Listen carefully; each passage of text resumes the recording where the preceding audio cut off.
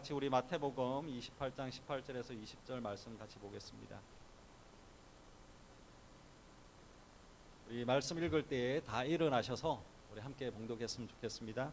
마태복음 28장 18절에서 20절의 말씀입니다.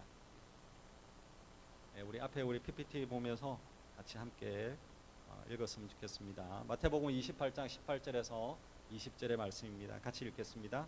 예수께서 나와 말씀하여 이르시되 하늘과 땅의 모든 권세를 내게 주셨으니 그러므로 너희는 가서 모든 민족을 제자로 삼아 아버지와 아들과 성령의 이름으로 침례를 베풀고 내가 너희에게 분부한 모든 것을 가르쳐 지키게 하나 볼지어다 내가 세상 끝날까지 너희와 항상 함께 있으리라 하시니라. 아멘. 네, 앉아주십시오. 오늘은 우리 제자가 되라라는 제목으로 같이 함께 말씀을 나누기를 원합니다. 오늘 우리 MT의 주제도 제자로 살아가기입니다. 우리의 그 삶은 하나님 안에서 살아내는 겁니다. 말씀 속에서도 살아내야 되고 기도하면서 살아내고 또 제자의 삶을 또 살아내는 겁니다. 그것이 바로 믿음의 삶, 또 크리스찬 성도로서 해야 될 우리의 믿음의 삶이다라는 것을 알았으면 좋겠습니다. 그래서 오늘은 제자의 삶에 대해서 같이 나누기를 원합니다. 카일 아이들먼의 팬인가 아니면 제자인가라는 책이 있습니다. 이 책 제목이 그렇습니다. 팬인가 제자인가 제목입니다. 근데 이 책 제목은 저와 여러분 우리에게 던지는 굉장히 중요한 질문이다라고 생각됩니다. 이 책에서는 우리가 살아가고 있는 많은 크리스찬들이 예수님의 그 제자로서의 그 삶을 살아가고 있는 것이 아니라 그냥 하나님 예수님을 한 팬으로서 예수님의 그 팬으로서의 그 삶을 살아가고 있다라고 이렇게 굉장히 강력하게 이렇게 이야기를 하고 있습니다. 여러분 팬은 누구에게 있습니까? 누군가를 굉장히 열광적으로 좋아하는 그런 사람이다라고 할 수 있습니다. 운동선수에게도 팬이 있습니다. 그리고 연예인들한테도 팬이 있습니다. 뭐 가수나 뭐 유명한 사람들 팬이 있습니다. 그러나 이 팬들은 한 가지 특징이 있습니다. 굉장히 유명한 뭐 운동선수나 연예인을 뭐 따르고 이렇게 하지만 뭐 만난 사람들도 있겠죠. 근데 직접적으로 만나지 않아도 팬이 되는 것이고 또한 교제를 해본 적도 없는 사람들이 팬이 되기도 한다라는 것입니다. 그래서 이 팬들은 굉장히 열광합니다. 그러나 이렇게 좋아하는 자기의 그 따르고 있는 어떤 선수나 연예인들을 뭔가 뭐 잘못한 일이 있으면 그냥 순식간에 돌아서 버리는 것이 팬의 모습이다라고 할 수 있습니다.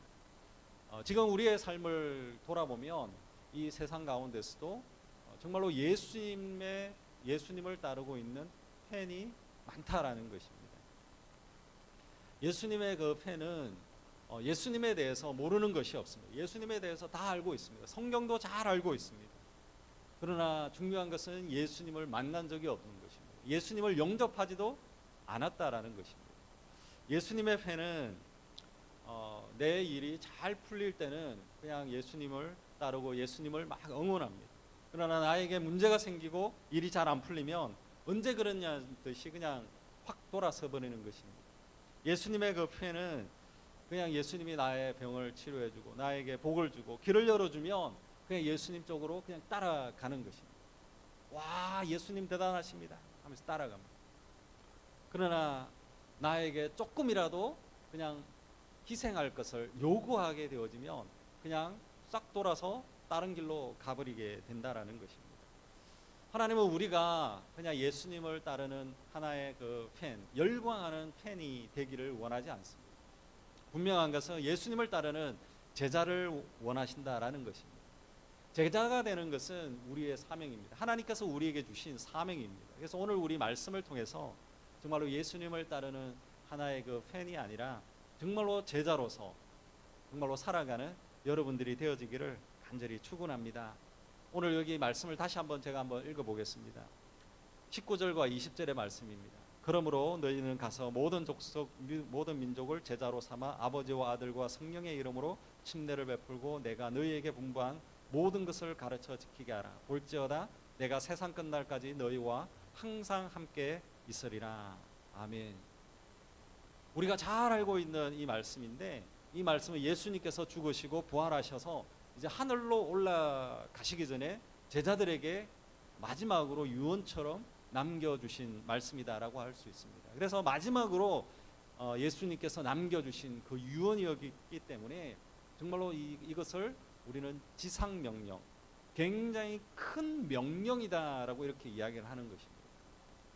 근데 여기에 보면 본문에 보면 한 4가지의 그 동사가 나옵니다. 가라, 제자를 삼으라, 침례를 주라, 가르치라, 뭐 이런 동사들이 나옵니다. 근데 헬라 그 원문을 이렇게 바라보면 이 헬라 그 원문의 4개의 그 동사 중에 1개만 명령형 동사를 가지고 있습니다. 그리고 나머지 3개는 이 하나의 명령을 수식하고 있는 분사형을 가지고 있습니다. 그래서 제일 중요한 명령형 동사는 제자를 삼아라라는 것입니다. 제자를 삼는다. 그리고 가야 하는 것, 침례를 주는 것, 가르치는 것, 이 모든 것은 다 제자를 삼기 위해서 해야 될 일이다라는 것입니다. 제자를 삼기 위해서 우리는 가야 되고, 제자를 삼기 위해서 침례를 줘야 되고, 제자를 삼기 위해서 그들을 가르쳐야 된다라는 겁니다. 그래서 제일 중요한 것은 제자를 삼는 겁니다.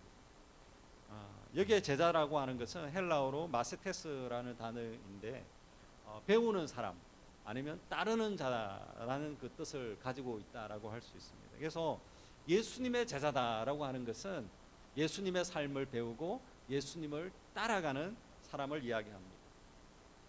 바로 저와 여러분, 하나님을 믿고 예수님을 믿는 자들이 다 제자다라고 할 수 있습니다. 그래서 여기서 이야기하고 있는 지상명령, 제자를 만드는 것, 그래서 우리가 예수님을 믿고 따르는 것이 또한 마찬가지로 우리를 통해서 또 다른 사람을 제자로 삼는 것, 그것을 주님은 원하신다라는 것입니다. 그렇게 우리가 하기를 원하시면서 제자를 삼으라라고 명령하고 있다라는 것입니다. 그래서 저와 여러분에게 우리에게 제자를 삼아야 된다. 우리가 주님을 따르는 제자가 되어지고 우리를 통해서 또 다른 사람들도 주님을 따르는 그런 사람이 되기를 정말로 원하신다라는 것입니다. 우리가 때로는 우리가 교회에서 정말로 우리가 재밌는 행사가 있고 많은 또 봉사를 해도, 또 아니면 정말로 우리가 예배를 드리고 내 혼자 그냥 하나님 앞에 그냥 찬양하고 열심히 살아가고 있지만, 제일 중요한 것은 우리가 제자를 만들지 않고 내가 제자가 되어지지 않는다면 정말로 주님은 이 지상 명령을 이룰 수가 없다라는 것입니다. 한국 교회나 미국 교회를 많이 걱정을 많이 하고 있습니다. 많은 신학자나 목회자들 또 많은 사람들이 걱정을 많이 하고 있습니다. 영적으로 지금 이 시대가 정말로 암울한 시대라고 할 수 있습니다. 어찌 보면 물질적으로는 아마 과거보다 훨씬 더 나아졌다라고 할 수 있습니다. 잘 먹고 잘 살고 있습니다. 그러나 영적으로는 굉장히 암울한 시대를 살아가고 있습니다. 이 말은 무슨 이야기를 하고 있냐면, 크리스찬들, 믿음의 사람, 성도, 우리의 삶이 세상을 변화시킬 만한 빛과 소금이 되어지는 제자의 삶을 살아내지 못하고 있다라는 것입니다. 그것이 부족하다라는 것입니다. 여러분, 우리 한번 상상을 해보십시오. 넓은 그 벌판을 마구 질주하고 있는 야생마가 있습니다. 그 야생마는 굉장히 강한 힘을 가지고 있습니다. 그래서 어떻게 생각해 보면 굉장히 그 벌판을 막 달리고 있는 그 야생마는 저 야생마를 그냥 경주마로 시키면은 정말로 1등 하겠다 이렇게 생각을 할 수도 있습니다. 근데 야생마를 경주마로 쓸 수 없습니다. 왜 그런지 아십니까? 야생마는 통제가 되지 않습니다. 통제할 수가 없습니다. 서야 할 때와 가야 할 때를 모릅니다. 지 마음대로입니다.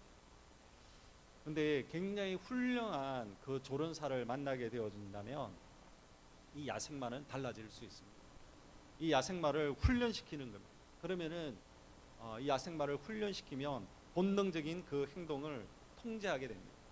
가야 될 때와 서야 될 때를 조절하게 되어집니다. 그렇다면 훈련이 되어진다면 굉장히 멋진 경주마로 거듭날 수가 있다라는 것입니다. 성경에 보면 그런 사람이 있습니다. 굉장히 야생마 같은 사람을 많습니다. 정말로 많습니다. 대표적으로 바울입니다. 바울은 굉장히 거친 사람입니다. 마구 그냥 막 자기 마음대로 살았습니다. 율법을 알고 하나님을 알았지만 자기의 그 율법에 다 하나의 그 뭔가 좀 다르다라고 생각되어지는 사람들을 다 잡아버렸습니다. 그리고 교회 사람들을 다 압박하고 다 핍박했습니다. 그런 사람이었습니다. 아무도 그 바울, 사울을 막을 수도 없었습니다. 그러나 하나님 앞에 딱 붙들림 받고 나서 하나님의 훈련을 받고 예수님을 만나고 주님의 제자가 되어졌을 때에 그 영혼은 정말로 주님 앞에서 귀하게 쓰임 받았다라는 것입니다. 그런 사람이 성경에 정말 많습니다. 저와 여러분, 우리도 마찬가지입니다. 우리도 우리 마음대로 살았던 인생이지 않습니까? 우리의 힘대로 내 마음대로 살았던 인생입니다. 야생마처럼 우리는 그냥 세상에서 내 마음대로 내 좋은 대로 살았던 사람입니다. 그러나 우리가 주님을 만나고 주님 안에서 하나님께서 말씀해 주시는 말씀을 통해서 하나님 알겠습니다. 이제 알겠습니다. 제가 이제 멈추겠습니다. 알겠습니다. 가겠습니다. 알겠습니다. 내가 이쪽으로 안 가고 저쪽에 가겠습니다. 그렇게 하면서 우리가 훈련되어지는 겁니다. 그러면서 우리가 제자로 지금까지 서 왔다라는 것입니다. 저와 여러분, 우리가 하나님 앞에서 정말로 귀하게 쓰임 받기를 원합니다. 하나님 앞에서 귀하게 쓰임 받으려면 저와 여러분, 우리가 하나님 앞에서 제자로 서야 된다라는 것입니다. 그래서 제자가 되어져서 주님이 원하시는 이 지상 명령을 온전하게 이루는 저와 여러분, 우리 모두가 다 되어지기를 간절히 축원합니다. 오늘 우리 주님을 따르는 제자라면, 그렇다면 어떤 특징이 있어야 되는가, 제가 간단하게 한 5가지 잠깐만 우리가 설명을 하려고 합니다. 첫 번째는 이 제자는 말씀 안에 거하는 제자가 되어져야 됩니다. 말씀 안에 있어야 됩니다. 자, 요한복음 우리 8장 31절과 32절의 말씀이 있습니다. 이 말씀 우리 같이 한번 읽어보겠습니다.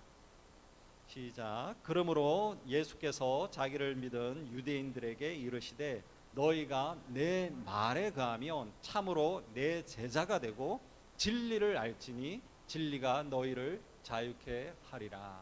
아멘. 제자의 특징 중에 제일 먼저 되어지는 것이 말씀 안에 거해야 됩니다. 우리 지난주에도 말씀에 대해서 이야기했지 않습니까? 그래서 우리 제자의 그 가장 큰 특징 중에 하나는 말씀 안에 거하는 것입니다. 여기에 거한다라고 하는 단어가 나옵니다. 내 말에 거하면이라고 나오는데 헬라 원어에 보면 이 거한다라고 하는 이 단어는 고정시키는 겁니다.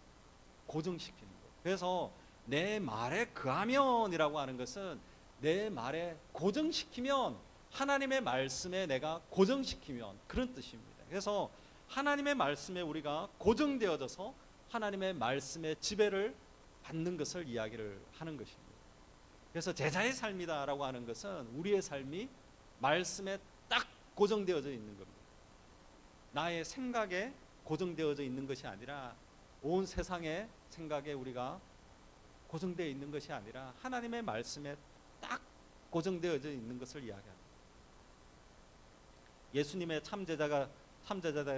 제자가 되는 그 사람은 예수님의 그 말씀에 다 사로잡힌 자이고 말씀에 지배를 당한 그런 자다라고 할 수 있습니다. 저와 여러분, 우리의 모습을 보십시오. 우리는 어디에 고정되어져 있고 어디에 묶여져 살아가고 있느냐라는 것입니다. 하나님의 말씀에 우리가 고정되어져 있지 아니하고 하나님의 말씀에 묶여 있지 않는다면 우리는 그냥 우리의 욕심에 고정되어질 수밖에 없습니다. 우리의 욕심에 그냥 묶여 살아가는 것입니다. 말씀 안에 우리가 고정되어져 있지 않고 말씀 안에 우리가 거하지 않으면 나의 그냥 나의 명예에 그냥 다 묶여 있는 것입니다. 물질에 다 그냥 묶여 있고 그게 고정되어져서 살아가는 것입니다. 정말로 우리가 말씀 안에 고정되어져서 살아가고 있는지 여러분의 삶을 한번 잘 한번 살펴보시길 바랍니다. 요한계시록 3장 10절의 말씀입니다. 제가 한번 읽어보겠습니다. 내가 나의 인내의 말씀을 지켰은즉 내가 또한 너를 지켜 시험의 때를 면하게 하리니 이는 장차 온 세상에 임하여 땅에 거하는 자들을 시험할 때라. 여기의 말씀은 하나님께서 빌라델비아 교회를 향해서 말씀하고 있는 말씀입니다. 근데 여기 말씀해 보면 인내의 말씀을 잘 지켰다라고 이렇게 칭찬하고 있다라는 것입니다. 정말로 어려운 상황이고 힘든 상황이고 핍박받는 그 상황인데도 불구하고 하나님의 말씀에 딱 고정해가지고 인내하면서 끝까지 붙들어 내려고 하고 있는 모습이다라는 것입니다. 여러분, 태풍이 불어 불 때에 뿌리가 깊이 내린 그 나무는 바람을 견뎌냅니다. 하나님의 말씀 안에 뿌리를 받고 있는 제자는 하나님의 말씀을 부여잡고 살아내는 것입니다. 어떤 어려움이 있어도 살아내는 것입니다. 하나님의 말씀이 내 안에 있고 내가 하나님의 말씀에 딱 고정되어져 있기 때문에 유혹이 우리에게 다가올 때, 사단이 우리를 유혹할 때, 세상이 우리를 유혹할 때 우리는 흔들리지 않는 것입니다. 견고하게 서 있을 수가 있다라는 것입니다. 하나님의 말씀이 나의 삶을 지배하고 있기 때문에 문제가 있고 슬픔이 있고 어려움이 있을 때에 우리는 거기에 흔들리지 않는다라는 것입니다. 그런 이야기를 들은 적이 많습니다.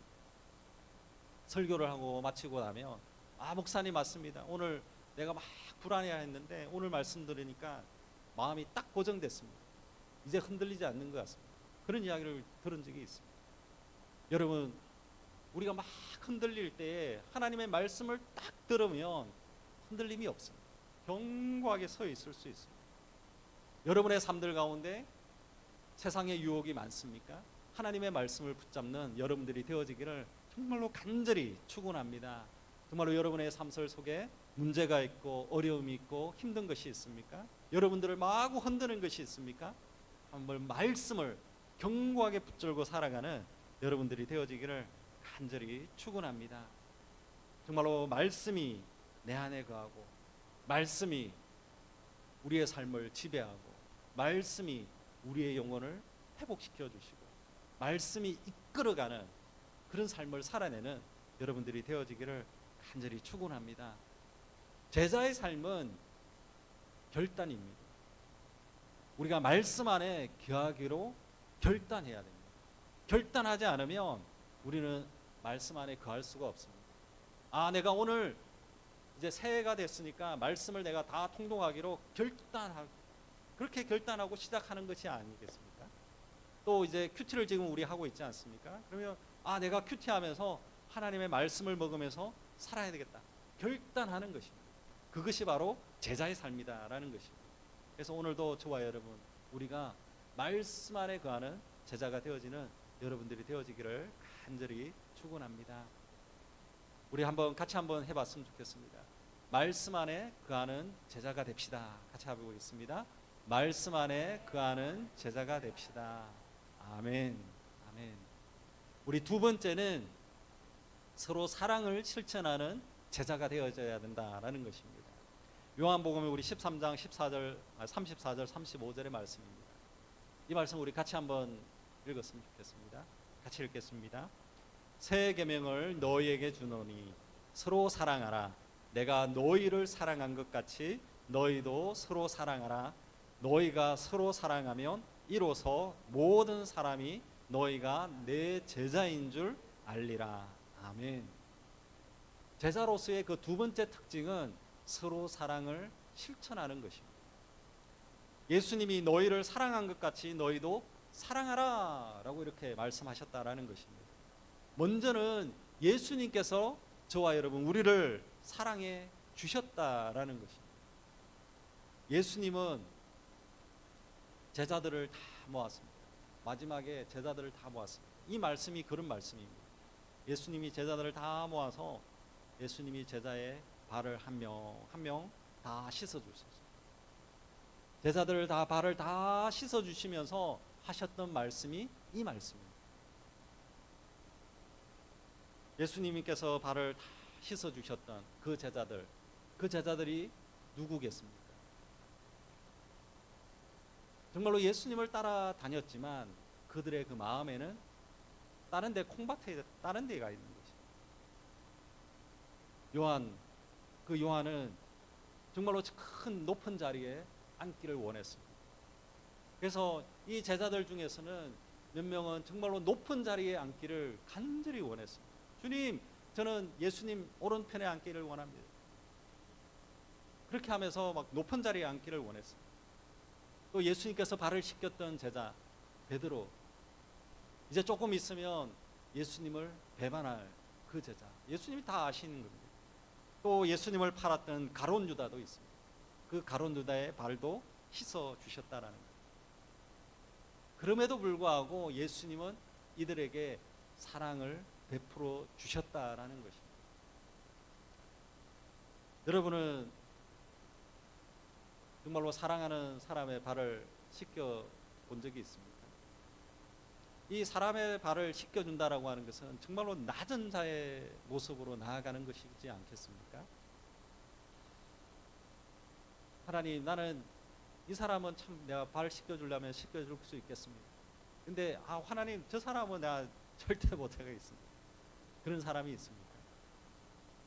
예수님은 정말로 자신을 팔았던, 자신을 부인했던 베드로의 발도 다 씻어 주셨다라는 것을 우리는 기억해야 되는 것입니다. 이것이 사랑을 실천하는 것입니다. 너그럽게 용서해주고 너그럽게 감싸 안아주고 그 모습으로 사랑해주는 것입니다. 예수님은 십자가에 죽기까지 우리를 사랑해 주셨다라는 것입니다. 정말로 죄를 향한 희생적인 사랑을 우리에게 보여주셨다라는 것입니다.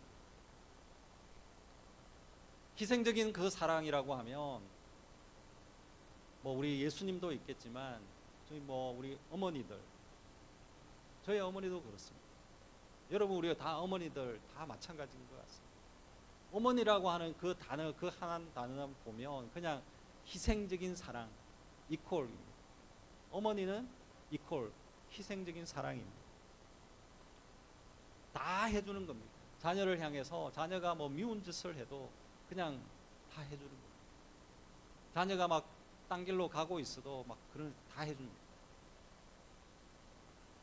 그것이 바로 어머니의 마음입니다. 여러분들도 다 그렇지 않습니까? 희생적인 사랑을 우리 자녀들에게 다 부어주셨다라는 것입니다. 자녀를 향한 그 어머니의 사랑, 그것은 정말로 어느 것과도 바꿀 수 없는 너무나도 멋진 희생적인 사랑이다라는 것입니다. 그러나 이 사랑보다도 더한 사랑이 있습니다. 예수님의 사랑입니다. 저와 여러분, 우리를 사랑하는, 사랑해서 독생자 예수 그리스도께서 이 땅에 오시고 십자가에 달리기까지 저와 여러분을 사랑해 주시고 우리를 구원해 주시고 그런 사랑으로 우리에게 다가오셨다라는 것입니다.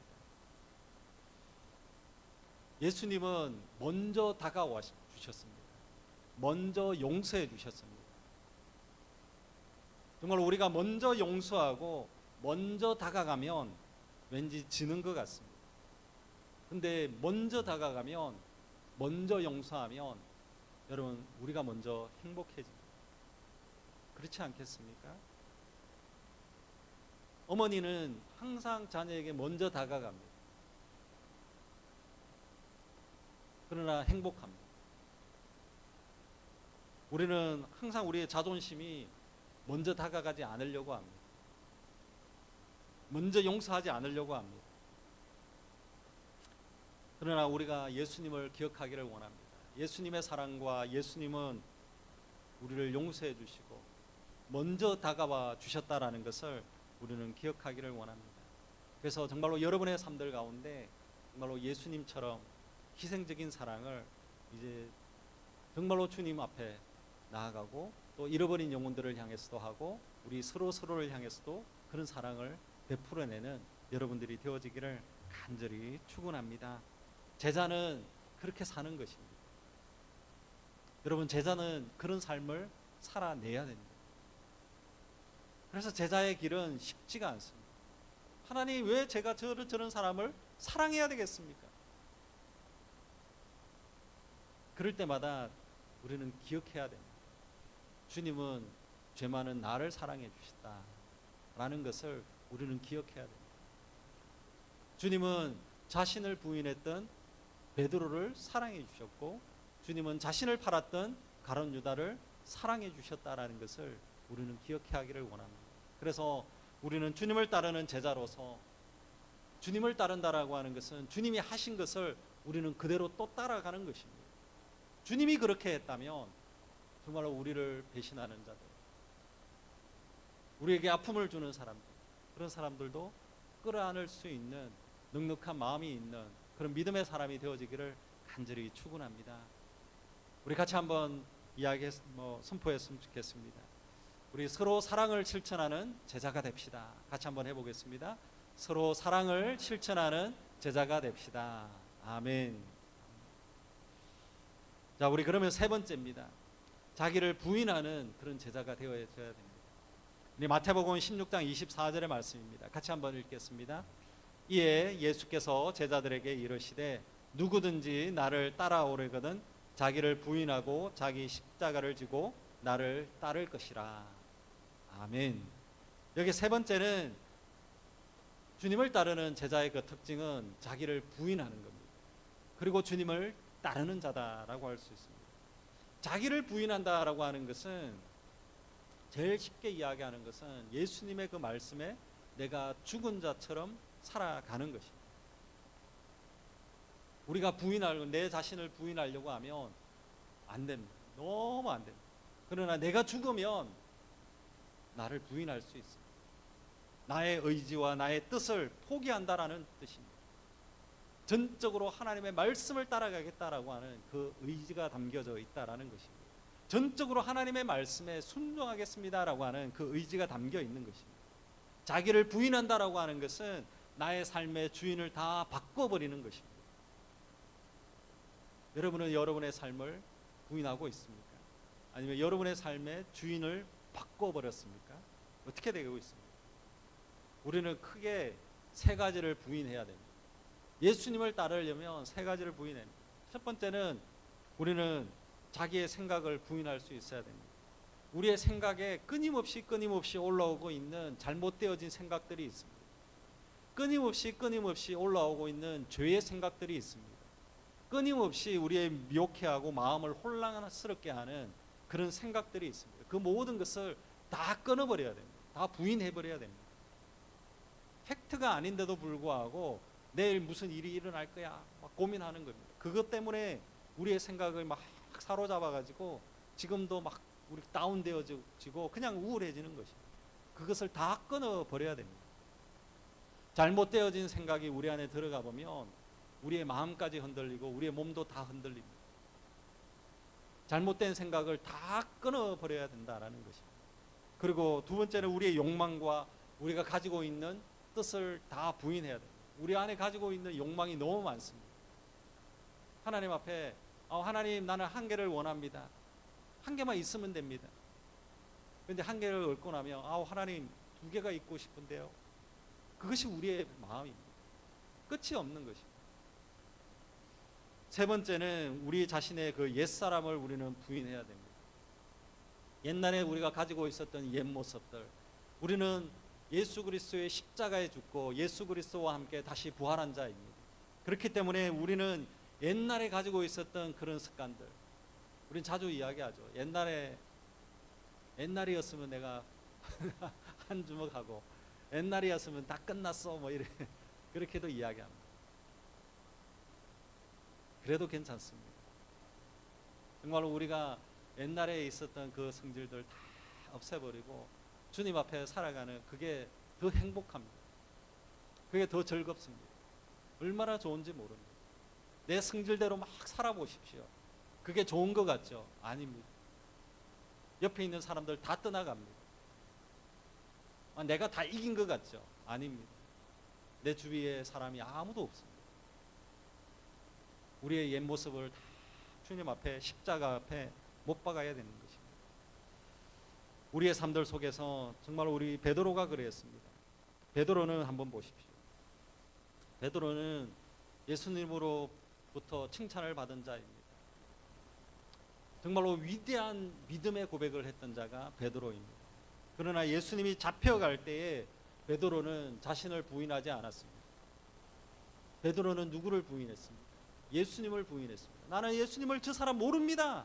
예수님을 부인한 것입니다. 자기 자신을 부인해야 될 때에 예수님을 부인한 것입니다.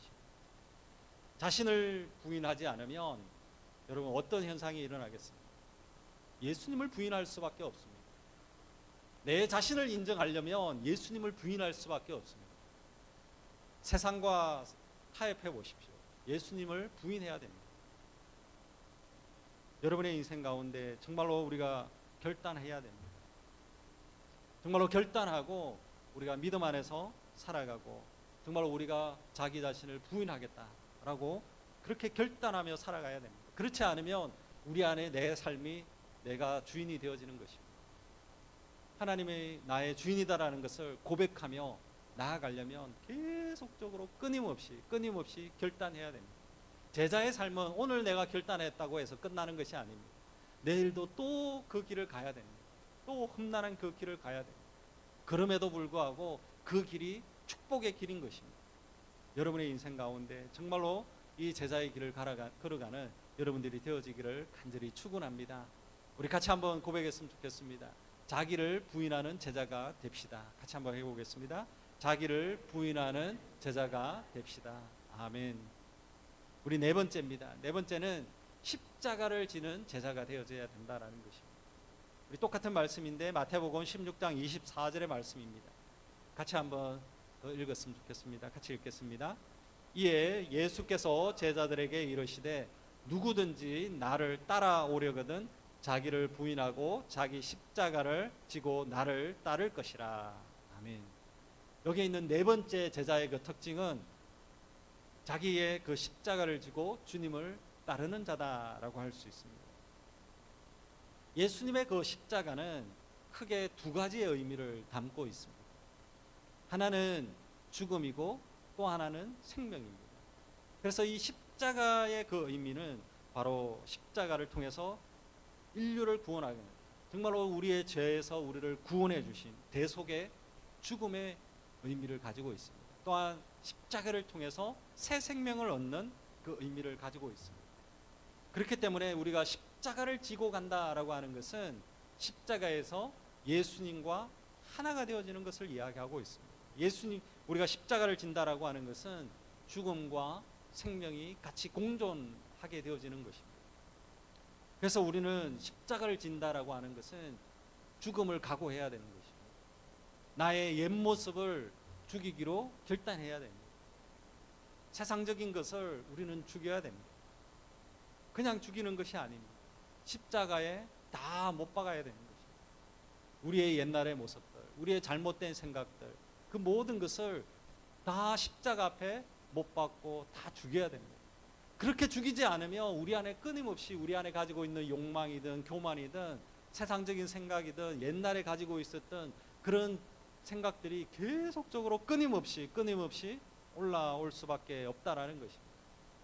미움이 올라옵니다. 원망이 올라오는 것입니다. 분노가 올라오는 것입니다. 끊임없이 우리가 가지고 있는 이 모든 것을 십자가 앞에 다 못 박아야 됩니다. 두 번째는 십자가는 고통과 고난의 길이지만 그 안에 생명이 있다라는 것을 우리는 기억해야 되는 것입니다. 십자가로 가는 그 길은, 십자가를 짊어지고 가는 그 길은 좁지만 영광의 길입니다. 십자가의 길은 나를 살리는 길입니다. 십자가의 그 길, 내가 십자가로 가는 그 길은 우리의 가족들을 살리는 그 길이 되는 것입니다. 우리 교회를 살리는 그 길이 되어진다라는 것입니다.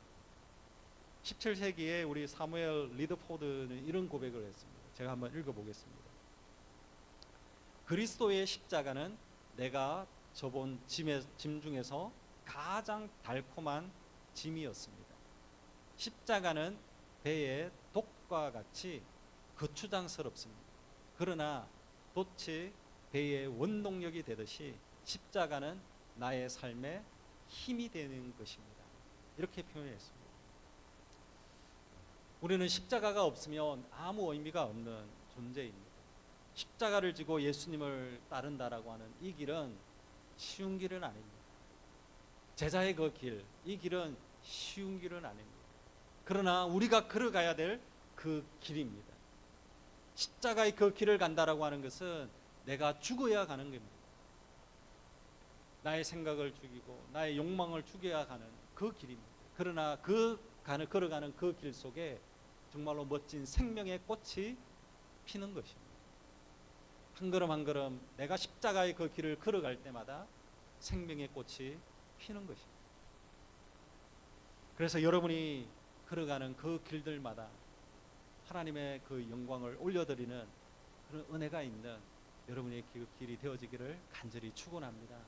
정말로 험난하고 어려운 이 제자의 그 길, 십자가의 길을 가지만 그 속에서 여러분을 통하여서 생명의 꽃이 마구마구 피어나는 여러분들이 되어지기를 간절히 축원합니다. 그래서 우리가 다시 한번 고백했으면 좋겠습니다. 십자가를 지는 제자가 됩시다. 같이 한번 고백하겠습니다. 십자가를 지는 제자가 됩시다. 아멘. 우리 마지막 우리 다섯 번째입니다.